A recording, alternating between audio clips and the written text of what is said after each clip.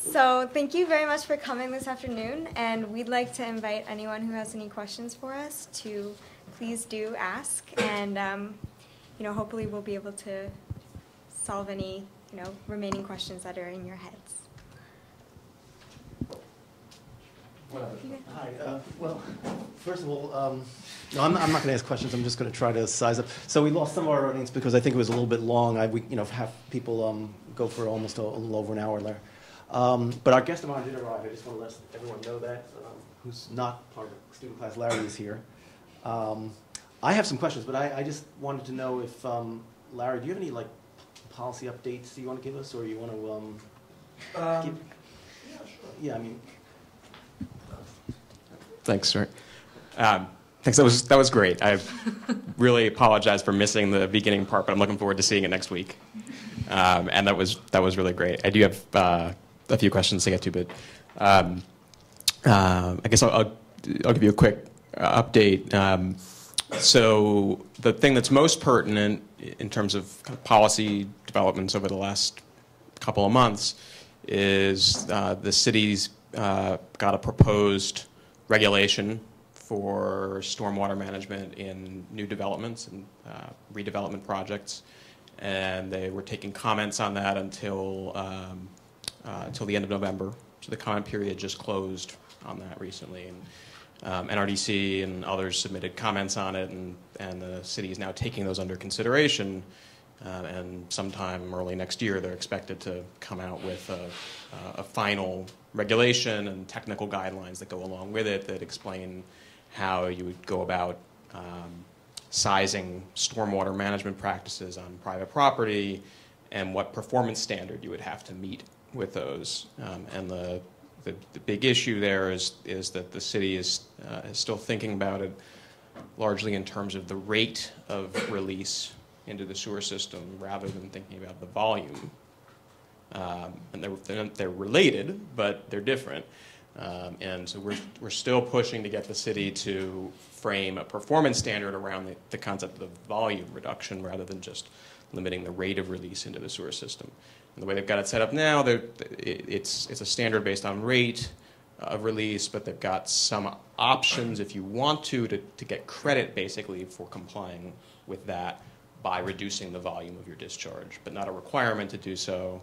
And also, the incentives are sort of not so clear as to whether it's going to make sense to try to comply with the volume approach the way they've structured the regulation. So this sort of analysis of showing the value of volume reduction and showing why it would be of value not only to the city but also to the regulated parties, the private property owners, be really important in helping to illustrate the importance of moving in that direction with policy. Great. Well, who besides me and Larry has a burning question? I mean, I just think we should. Is it just going to be the two of us? I think. Okay. Martin, you can jump in. By the way, I was just a few comments. I was at the Philadelphia Green Infrastructure meeting last week on Friday. I just went one day because I was too busy. But there was a talk from a city zoning official in Oregon, they've been implementing pretty aggressively green infrastructure, and they're doing it. And I'm just trying to recall this talk quickly through using a requirement of a certain green area ratio.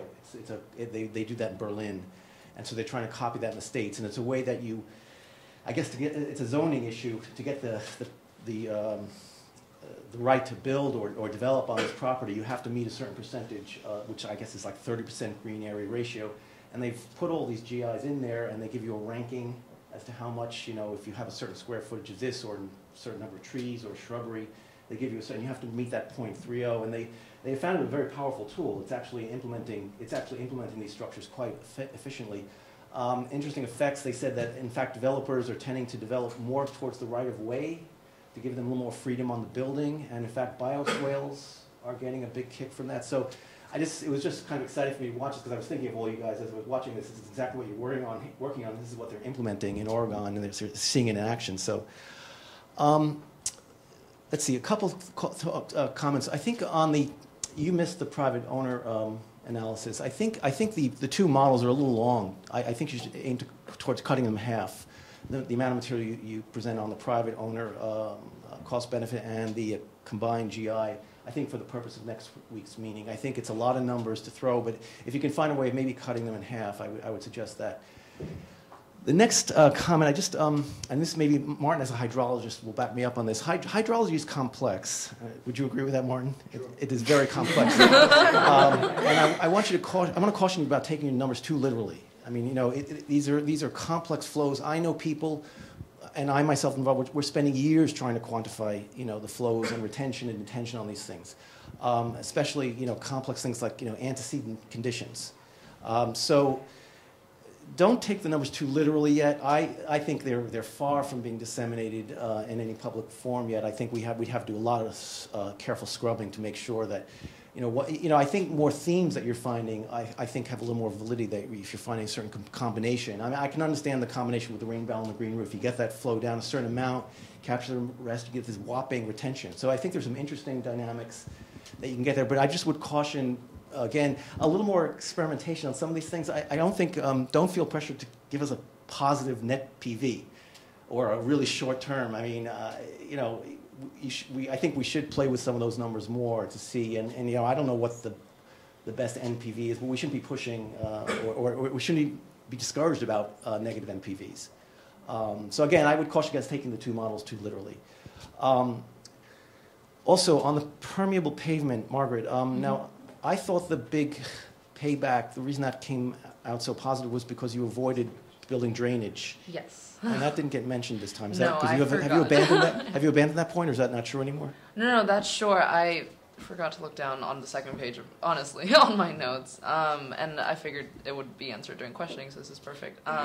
Yeah, it's still the reason why permeable pavement, the specific type that we looked at, PICP, is so cost effective is not just because, it retains water, but it's also when compared to traditional asphalt. Asphalt, you normally, most people think it's cheap, but you have to factor in the cost of the drainage system, both, public and, right under your home, into the cost. So when compared, when the $5 to $10 per square footage of permeable pavement is compared to the traditional asphalt, then it's a $9.50 to $11.50 range for asphalt when you factor in the drainage systems and everything. And with the performance standard taken into account, Larry, you asked this at our midterm dry run, but the thing is that, so the drainage system is going to be replaced simply because with the new performance standard, it says that with the new change in allowable flow rate, whether it be 0.25 cubic feet per second or 10% of the site's previous allowable flow rate, you have to replace the new drainage system then. So with any further redevelopment, you'd have to factor in that drainage cost. So that's the assumption, along that same vein, that's the assumption that we took with the model. So that's where you're seeing the cost effectiveness. Okay. Yeah. Sorry. Yeah. Yeah. Okay. I guess I'm forced to say something. I start out with just a few formal observations as well. For me, as somebody who has not seen anything that you have been doing over the semester, it would have been a little bit easier to follow some of the statements you made if I actually would be able to see what's on the axes and what the numbers are, because it was too small and there was sometimes too much information on the slides, and we can cut back on that a little bit. And I think there were also a few typos. I remember one at the beginning of the slideshow, you had some estimate of 1 inch of precipitation equals 6,000 gallons. I mean, that just can't be possible, I think. Maybe it was for a particular area or so. Oh, it was for the restart. Okay, maybe I missed that. Okay, just. It was for city block, is that correct? Yeah. Yeah. Okay. Yeah. Per city block. Sorry, maybe I missed it. My other question is more in terms of content. Have you? I do worry about, if we are making such a massive change in the hydrology of the city, could there be some negative effects as well that we are not thinking about? So I'm a groundwater person, for example. So imagine we are increasing recharge dramatically by making all these surfaces permeable. What will that do to the subsurface, for example? New York City is a heavily, heavily contaminated place in the subsurface, right? There's a famous story in Brooklyn that people drilled wells, and the the first thing they actually found that was liquid is oil. And they were actually pumping that oil to the surface, and they sold it as heating oil to private customers. They could burn it in their furnace at home, right? Because there was this much oil on top of the groundwater. So if we add a lot more water to this, what will happen? Will we mobilize a lot of these contaminants? I mean, just one example, and there may be in the other solutions that you have, potentially there are also some issues there. Maybe worth thinking about this a little bit. I was wondering if you were aware of any of those negative sides of... No.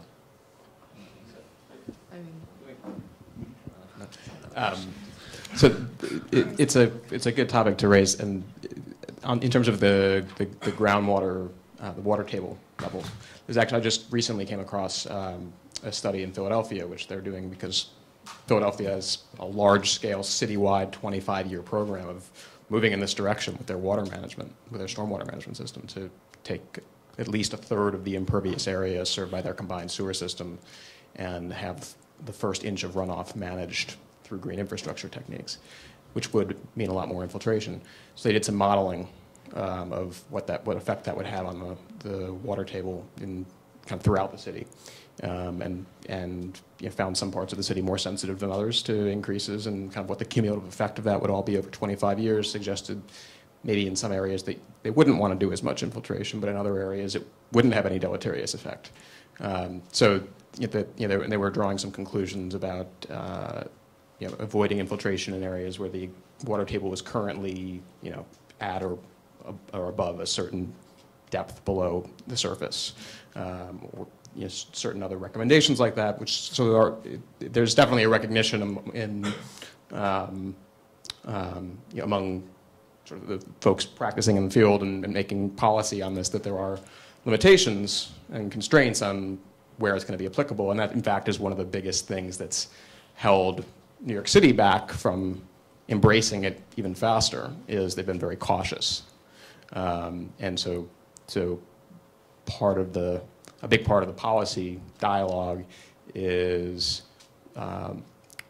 pushing the city to say, okay, well, yes, there are some limitations and there are some restrictions, but let's figure out how much can we do, and not assume, well, there's so many problems, we probably can't do it, because in fact there are going to be a lot of places where we can. But those are really important to keep in mind too. I suspect just largely beyond the scope of what the topic was for the semester, but overall absolutely important.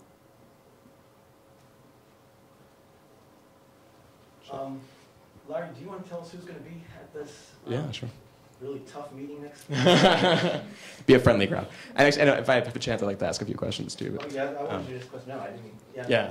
Sure. I'll start with next week. So,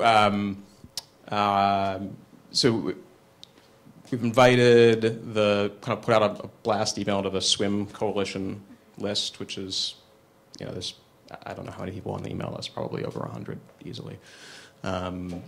They won't all show up, but we will have folks from a number of other environmental and community groups there. I specifically extended the invitation to folks from the mayor's office and from the city Department of Environmental Protection. I know at least one person from DEP will definitely be there. The person from the mayor's office couldn't make it, but would really like to see the final, written product that you guys come up with. And there will be a number of colleagues of mine from NRDC who work on other issues like climate adaptation and public health and energy issues and so forth. So I think it'll be a good crowd, very interested in the issue. Most people very steeped in the issue. So I think actually, to your point about some shortening it, there may be some places to tighten it, but I actually wouldn't go overboard on that, because I think there will be people with a pretty good depth of knowledge and an interest in a fair amount of detail. So at a minimum, I would urge you to have the extra detail sort of available in reserve for Q&A, because I think it'll be a good, obviously a good presentation and a good discussion, good opportunity for discussion afterwards too. So I guess a few questions and observations, I guess, as well. So the quantitative analysis on the the retention, it looked like everything was expressed either in gallons or in percentages. And one thing I think that would be helpful would be to express in inches of rainfall, because that's a metric that's often used in the regulatory context. So how many inches or fractions of an inch of rainfall across the impervious area of the property or the previously impervious area of the property are being retained. That would be important and valuable, I think. Would it be useful for you to have on every graph to be able to see inches, percentage, and gallons, or for every graph to be able to see 3 different ones of them? Because we had inches on one of them, we had gallons on another, and percentage on others. So we kind of mixed it up, but we could maybe just do all 3 for each one, or something like that. Yeah, I guess I'm agnostic a little bit on the presentation, but if there's a choice among those 3, I would definitely include inches, even if it means better than gallons. No, not cubic inches, but inches of rainfall. So like a 1-inch rainstorm across a half-acre site, however many gallons that comes out to be is great, but what's actually more interesting from a regulatory perspective is that it's a 1/2 inch rainfall is entirely captured, or a 3/4 inch rainfall, or 1 inch, or whatever it might be. The other units will size in gallons or percentage or something. Yeah.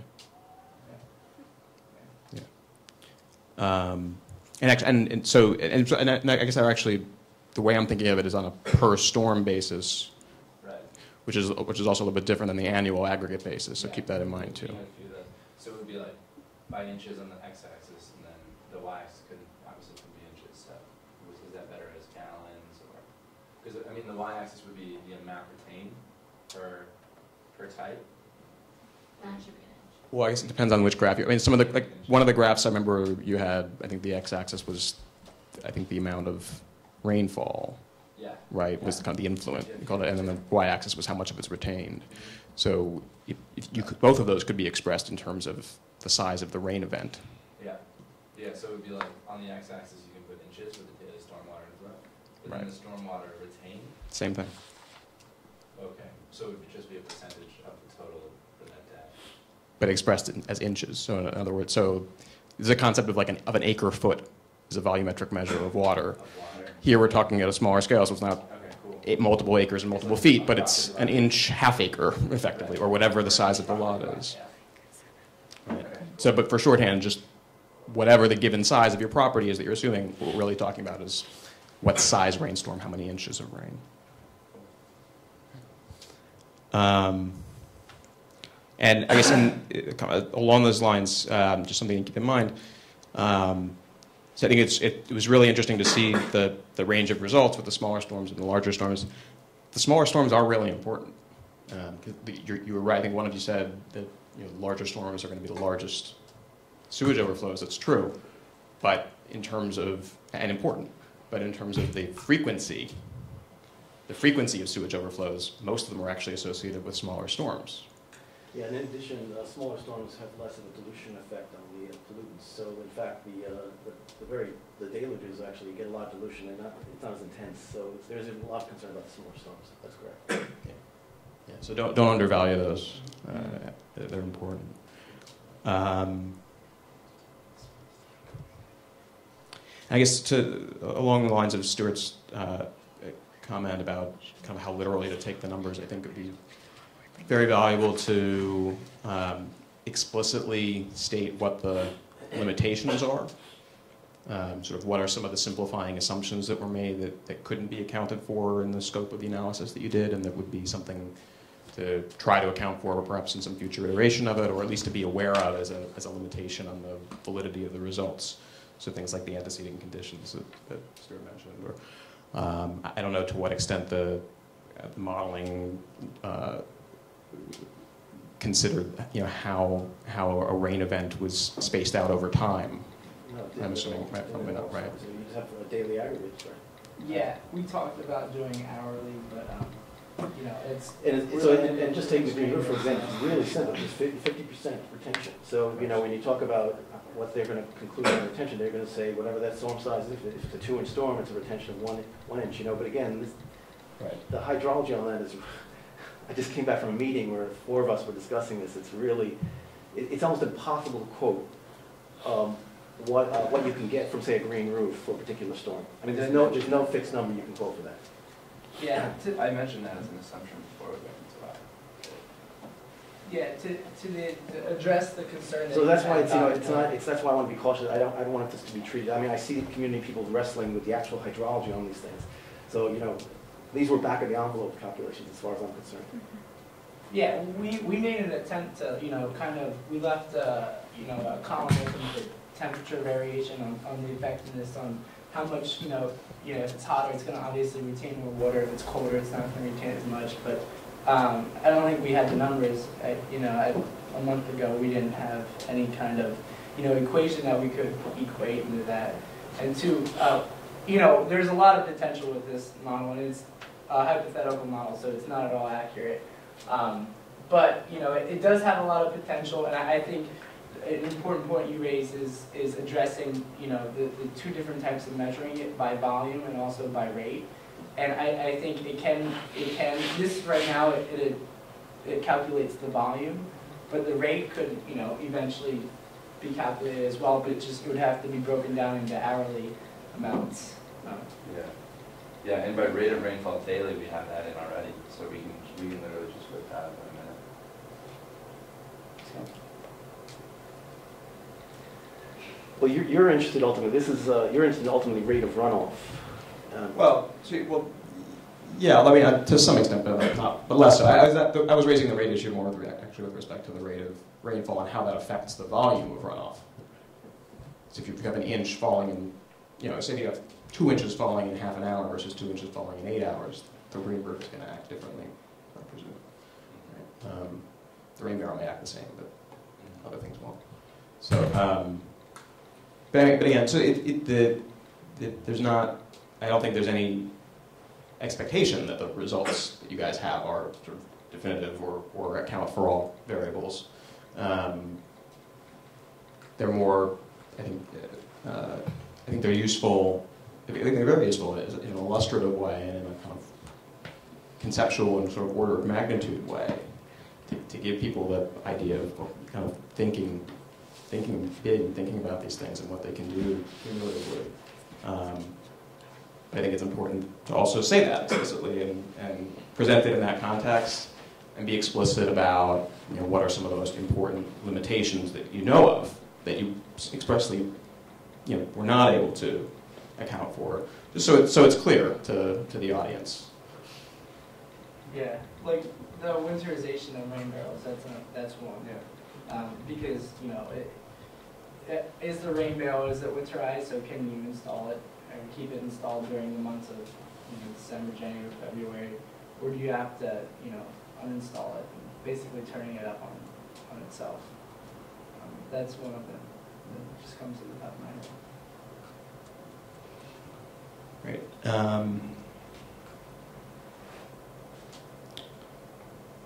Right. Just a clarification.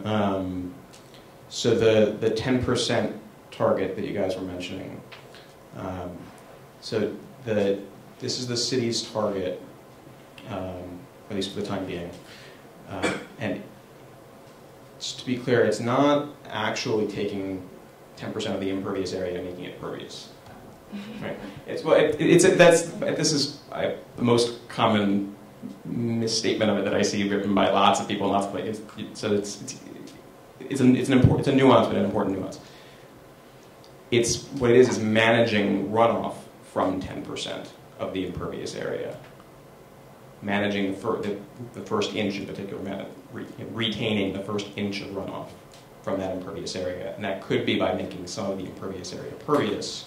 It can also be by directing runoff from impervious area into pervious area or rain barrels or other things. So you don't actually need to turn it all impervious. You can say have a driveway that is still regular asphalt, but have it routing the runoff into an adjacent planted area. And if that planted area can absorb the runoff from the driveway, that driveway has now become effectively impervious, right? Because that runoff from that driveway isn't going into the sewers anymore. It is being infiltrated, just not into the driveway, but that's fine. So the nuance is when we talk about this 10%, it's not actually making 10% of the impervious area pervious. It's managing the runoff from 10% of the impervious. Pavement and like green, if just looking at those two, it kind of would be. If those were, yeah, if the, well, in part, if you're only looking at green roofs and impervious pavement, I suppose, yeah. But other infiltration things can be taking runoff that's not what the rain that fell on that space, but that fell on adjacent space and is directed into impervious space. I get it. So it varies on the topography of the land. Mm-hmm. Yeah. And it's only the first inch of rainfall. Sorry? It's only the first inch of rainfall. That's the talk when the cities expressed that 10% target. That's how they've expressed it. But one thing about this issue of the managing the rate of release versus the volume is that managing volume is more effective. So if you were trying to get the same results in terms of reducing sewage overflow at the end of the pipe, you would probably need to manage more than an inch of runoff and release it slowly as compared to managing an inch of runoff and not releasing it at all. I think either way, it's a thought experiment, and it's useful to see kind of what, in theory, hypothetically, if we converted X amount or X percent of land into that, I think it's still a good thought experiment. But I think it's a good thing to note that when we present next week, Yeah, exactly. to be aware of that kind of nuance in the definition. Yeah, exactly. That's what I read.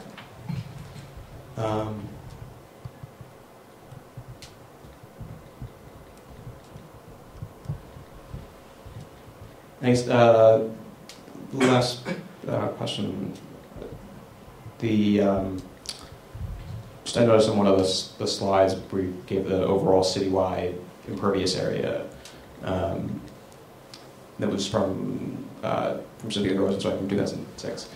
Was there data on that in the city's own reports from the last few years? I think that would be the most. Sure, but it was just in that urban healing report. Okay. That was like the only place that we found like the amount impervious, and I'm not sure if they referred back to it in the more recent reports. Okay.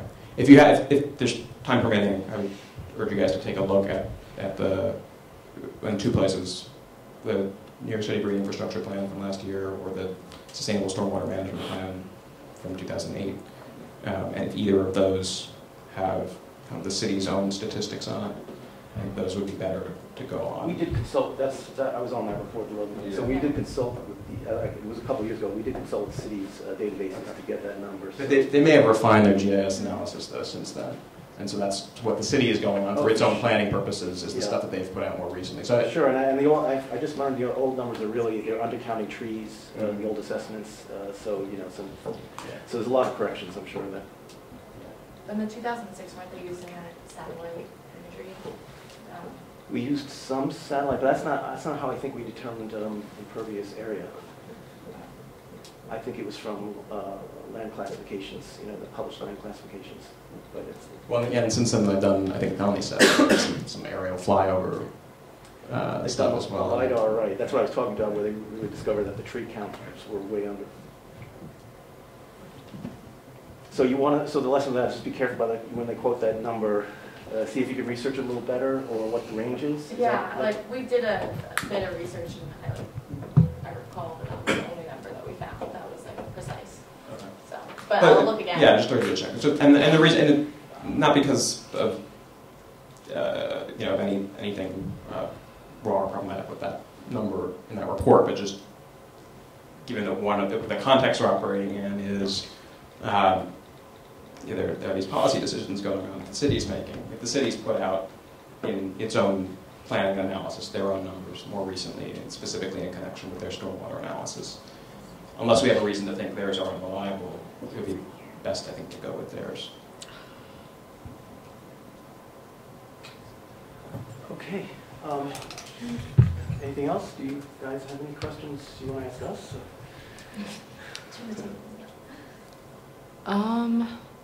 I guess a question that I have is I know that the hydrologist in the house said that we needed to just clean up the presentation of the numbers, and then Larry said not to cut it off as much.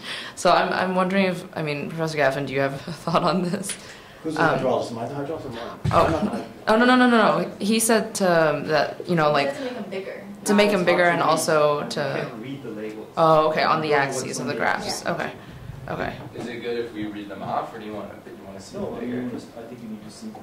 So Oh, okay. you could take better advantage of the area that you have. Maybe Yeah. there's a larger screen. Yeah, this is the first time we put that on the Presentation is- screen. yeah. Yeah. Yeah, I think we Just blow it up a little bit. And make it okay. Also, Larry, I mean, you missed the beginning presentation, but for the purposes of this audience, we kind of went over what a CSO is and gave an overview of like the New York City Green Infrastructure Plan and how these different factors kind of influenced why we studied this. For this meeting next week, since these people are steeped in that world, is that something that is worthwhile for us to? You might do it very, Very. because there will be probably a few people in the room from other NRDC programs who aren't Okay. working on this stuff, who work on like some of the intersection of green infrastructure with non-water issues. You know, aren't as familiar with all the CSO stuff, so very brief introduction to it. But don't spend much time.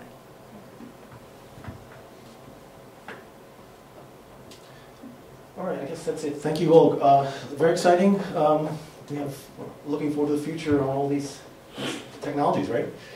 See how it changes the city. So thanks especially for the outside audience. It really helps to have outsiders giving us a little angst when we're standing up there. So we really, so great. So we'll see you next at NRDC.